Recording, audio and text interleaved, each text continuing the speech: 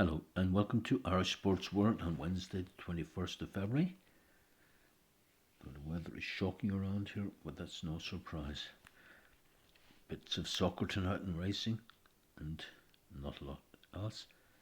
And sadly, we'd be getting excited now about what happened in the fight 3 or 4 days ago, whatever. I was really looking forward to the Tyson Fury fight with Usyk of Ukraine, but sadly that hasn't happened and may never happen now because with Tyson, you don't know. You don't know.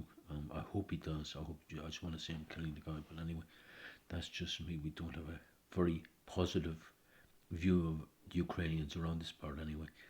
They've come into the country. They've gotten everything free, everything they could want. They've taken over most of our hotels. But you meet them and basically it's almost as if they've earned it or something. And anyway, that's just me. I'm not going to. This is not a political stance. I'll do that in some other channels sometime and really make something interesting. Yeah, we had soccer tonight. Couple of matches in the Champions League. Porto and Arsenal. I had fancied Arsenal to win this actually because I felt with the money they spent last summer on Rice and whoever, but that people were saying they were trying to buy the Premiership title, but Arsenal have never won the Champions League or the European Cup for that matter. So I felt that this is the one they really want to win, and maybe they still do it. But as I said before, I'm not a huge fan of Mr. Rice in midfield, 100 million's worth. Tonight they lost to Porto, goal in the last minute. Just looking at the report from the game, in 90 minutes Arsenal hadn't one shot on target. Now if that's the way they're going against Porto, when the really good teams, they're going to be in trouble. You've got to be doing something away from home. In the Champions League, you really do. You can't be depending on your home form. We'll see how that goes. The other game was Napoli against Barcelona.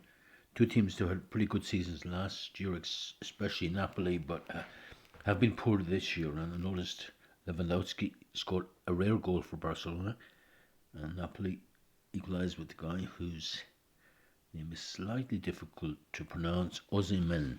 Good striker he was. French, I think, again. Again, that tie is evenly balanced. So I can't see either of them winning either, to be honest. I think it's, as I said before, it's going to be more or less Real, as usual, the usual suspects. City, of course, are going to be hard to beat as well. Maybe the two of them are a good bit ahead of the rest. I would think, especially with Bayern having their problems in Germany this year. So, yeah, that's what I'd like to see, a final between City and Real Madrid. And that'll be before Mbappe joins them then next year. Wow, that'll be something. Mbappe and Bellingham. Can't wait. I mean, even no matter how much you might hate Real, not that I do, but you've got to say, wow, Bellingham and Mbappe roving around your goal, that would be slightly dangerous. In the Premiership, Liverpool beat Luton 4-5-1. So again, it's going to be one of the more interesting Premiership finishes for a while. You've basically got Arsenal, City, and Liverpool more or less together. Liverpool have played a game more, a few points ahead. If you ask me a question, well, this is the same answer I'd given you 6 or 9 months ago. City have the advantage. They won last year. The pressure now is off them. They've won 4 of the last 5. They don't really care. Liverpool need to win. Arsenal almost have to win with the money they spent after doing so well last year. So I would reckon it'll be City again, especially if De Bruyne stays fit. And that's the soccer. And then a quick look, as I'm looking here at my wonderful racing tips, and I got 5 yesterday, and not that anybody cares, but 3 of them did come up, which is, well, kind of thing. We had Leader in the Park and the 1:30 at Doncaster at 4-6. Then you had 2:35 Johnson's Blue at 5-1, and you could have got 13-2 on them last night. And finally at Punchestown, the 2:15 at 7-2, you had Majestic Force. So that works out at something like taking that good price, and the price actually leader in the park was much better than that. Talking about at least a 33-1 treble, so you might have had a slight profit there. I didn't because I just do an ACCA, which means they all have to win. Someday that will happen. And just for tomorrow, I think Huntington, whatever, in England has been called off already because of the waterlogged. Not that it looked a great meeting, to be honest with you. I think, probably lucky it was waterlogged with the level of racing there. Go to my local track in Thurles.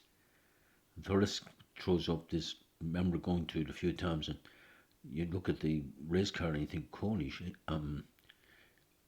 some of these horses, with the form they have, look, you'd be thinking that they weren't given the full 4 legs at birth or something. They're so poor, but it's a couple of good races tomorrow, though. A few good horses running, and even Willie Mullins, Elliott have a few. Henry the Bromhead, so it would be a nice meeting. I'd like to go to it, but I guess I don't think the boss will allow that. She's in a bad old mood at the moment. But here we go. It's Thurles 153, one from Mount Frisco.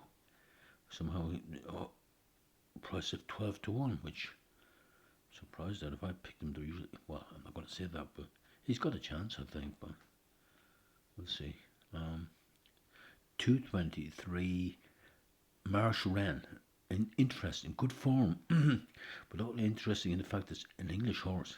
And it's very rarely now you get an English horse, coming over to racing in Ireland. Even in the big meetings, the likes of Nicky Henderson and Paul Nichols don't do that. So it's a smaller English stable. 223, Marsh Wren. You might get to 11-8 about him. The 323 is Stoke the Fire, around 7-1 at the moment. And finally, the 453, one of Mr. Elliott's horses, Wujja. Wujja would be around 5-2 at the moment. So there we go. Thanks for listening, and we'll talk again tomorrow.